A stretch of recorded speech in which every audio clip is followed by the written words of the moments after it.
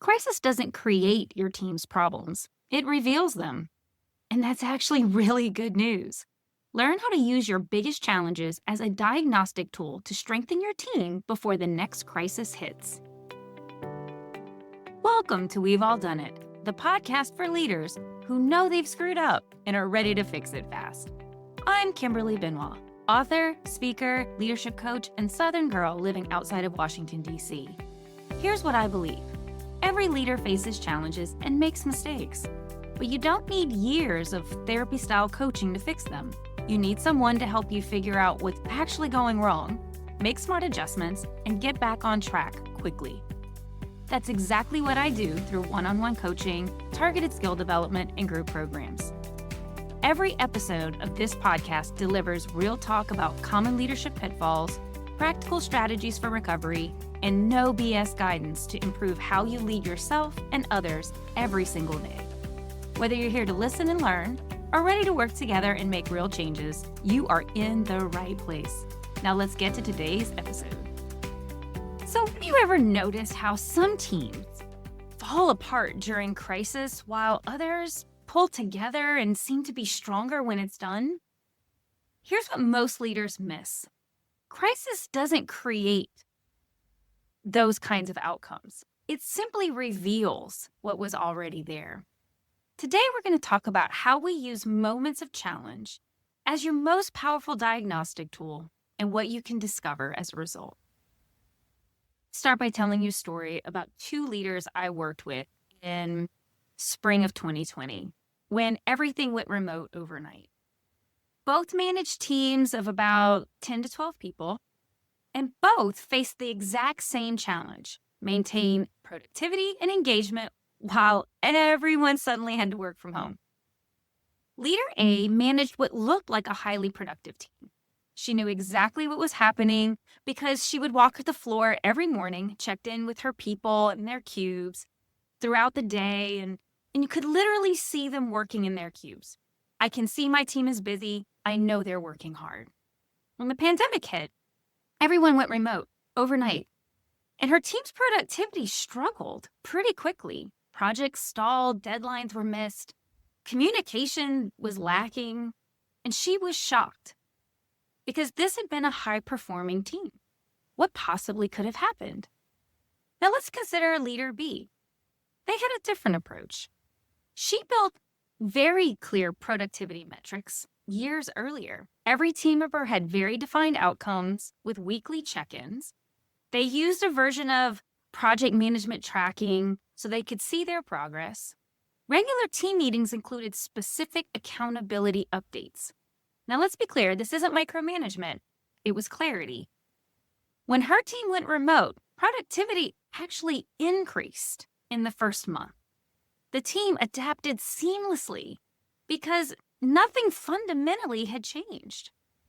Here's what the pandemic revealed. Leader A had never actually built a productive, engaged team culture. She built a visibility-dependent system. Her team wasn't necessarily productive. They just looked busy when she walked by. The pandemic didn't create her productivity problem. It exposed what was already there, which was no real accountability systems, no clear metrics, and leadership based on physical presence rather than actual outcomes. While as leader B's team revealed something completely different. They already had genuine clarity about their role and their expectations. They had real accountability. They had real engagement and systems that worked regardless of location. The foundation was already solid. The crisis had simply proved it. Here's the truth. Crisis is like a stress test. It shows you which foundations are solid and which are just appearing to be functional. So what exactly does crisis expose? In my experience with working with leaders through a variety of workplace challenges and pandemics, here's what gets actually revealed. First, what is the real state of your systems and processes? During normal operations, inefficient systems can actually hide behind workarounds. Those informal, hey, just go ask Sarah over there. Well, when Sarah's home with 3 kids doing remote learning and suddenly realizes the actual process was never documented, everyone's kind of stuck. The meeting that always worked fine before, you see what actually functions versus what only appeared to function. Second, communication patterns that were never really working in the first place. Whew. Leaders who thought they communicated clearly often discovered during times of crisis that their team had been confused for months, and they had just been filling in the gaps themselves. And those open door policies, crisis reveals whether people actually felt safe using them or if they just kind of did it for more visibility purposes. The reality is it showed that even when we thought we were being clear, many times we weren't. The third thing it shows is your leadership relationships. Is it authentic versus transactional? So operations can mask whether you've really built true relationships or just working relationships, right? When Leader A's team went remote, she discovered that she'd never actually built trust with her team. They performed when she was watching, and they didn't have the internal motivation or clear enough direction to really want to work independently or to trust they were doing the right thing. Versus Leader B. She had invested in relationships built on clarity and trust, not proximity. Crisis shows who stays engaged versus who checks out. It reveals whether your team follows you because they trust you or just because you were physically there. Now, I want you to think of crisis as a magnifying glass, not a creator of problems. Small gaps can become canyons. That team that didn't really collaborate much, now they can't function together in a remote environment at all. Or what about those minor communication issues when you're in the office? Now, nothing gets done because people can't just walk over. Now the team feels completely abandoned because the visibility was the foundation. If crisis reveals what's already broken, that means you can identify it and fix these issues before the next crisis hits. You don't have to wait for an emergency to expose your vulnerabilities. You can go after them proactively. Understanding this shift changes everything about how you lead. So instead of crisis management, you can do crisis diagnosis. Ask yourself, what is the situation revealing about our team dynamics? What existing gap is this pressure exposing? And most importantly, what have I been missing during calmer times? So in the example with the pandemic, going remote didn't create these problems. It revealed them. And here's the opportunity. Once you see crisis as revelation rather than creation, you can address root causes instead of just trying to fix symptoms. Leader A could have spent all her energy trying to replicate her cube walking situation in the remote environment with surveillance software and constant check-ins. Instead, what would work better is to build systems with clear metrics, defined outcomes, and accountability systems. That's addressing root cause, not becoming a micromanager. So how do you usually use this insight? So you've learned this about yourself. Well, here's the thing. We have to start by asking ourselves some very real questions during and after challenging moments. So I'm going to give you some categories and questions to think about when you are in or after a challenging. So regarding your systems and processes, which processes actually worked under pressure?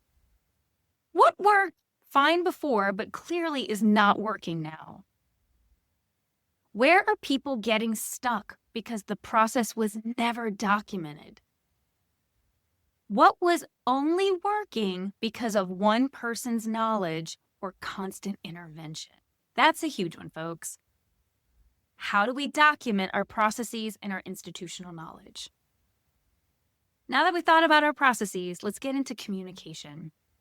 Is everyone hearing the same message I'm sending? Are people asking clarifying questions, or are they making assumptions? Is information flowing in all directions, or is it getting stuck somewhere? Am I assuming people understand when they're actually still confused? Now let's think about our accountability and productivity challenges. Do I have actual metrics or just a feeling about my team's performance? Can my team members clearly articulate their priorities and success measures? Would productivity hold up if I couldn't see people physically working? Is accountability built into our systems or dependent on my physical presence? And lastly, about relationships and trust. Who stayed engaged versus who withdrew when things got hard? Which relationships held up and which fractured immediately? Do people come to me with problems, or do I only hear about issues after they've entirely exploded? Am I accessible in the way I think I am? Ooh, I know that's a lot, but I want you to write down your thoughts. Notice patterns. This is your roadmap. Once you've identified what crisis revealed, here's your action framework. So first, I want you to acknowledge without shame, because this isn't about shame. We have all done these things. We have overlooked issues. We have relied on proximity instead of systems. We have made assumptions that turned out to be false. So there's no blame here, just honest assessment. Name what you're seeing. I noticed that when I couldn't walk the floor, actually didn't have clear visibility into who was doing what. That is on me to fix. Just name it. Secondly, address root causes, not just symptoms. Don't just try to replicate an old approach in a new environment. Build the foundation that was missing. Critical. If crisis revealed you lacked good productivity metrics, don't just add more check-in meetings. Build actual measurement systems. If it exposed communication gaps, don't just communicate more. Communicate more clearly with defined channels and expectations. Invest in trust-building practices for the long term. Next, you want to build resilience before the next challenge, because the challenges will always come. Use calm periods to strengthen any exposed weakness. So don't wait for the next crisis to test your fixes. Create systems and relationships that can withstand pressure. Leader B, in our example with the pandemic, didn't build his systems during the pandemic. She built them years earlier, and the crisis proved they worked. So here's my challenge to you. Pick your most recent workplace chaos. And don't ask yourself what went wrong. Ask, what did this reveal about what was already there? That shift in question changes everything. Here's what I want you to remember. Crisis doesn't create your team's problems. It reveals them. And that's actually good news, because if these issues already existed, you can identify and address them proactively. You don't have to wait for the next emergency to strengthen your team's foundation. The strongest teams aren't the ones who never face challenges. They're the ones who've built trust, communication, clear systems, and real accountability that hold up under pressure. If today's episode resonated with you, here's what you can do. First, use those diagnostic questions I shared to assess what your current challenges reveal about your team. Be honest and be clear. Just focus on the clarity so that you can create a good plan. Second, if you're realizing your team needs support addressing these underlying issues, I'm here to help you. So whether it's through a deep dive day to quickly diagnose and create an action plan, or coaching support to build sustainable practices, let's talk about what your team needs. You can book a free consultation at kimberlyjbenoit.com/consult. But most importantly, just remember, we've all done this. We've all made mistakes. We've missed warning signs. We've relied on visibility instead of systems. We've made assumptions that we thought were working, but in the truth, they weren't. So until next time, This is Kimberly Benoit reminding you that the best leaders don't avoid crisis. They learn from what it reveals. I've got two things before I let you go. One, if you've ever gotten any value from the show, please leave a 5-star review. It really helps and absolutely makes my day. The second thing is if you have any thoughts you'd like to share with me, please shoot me an email at podcast@KimberlyJBenoit.com. I'd love to hear from you. All right, see you in the next episode.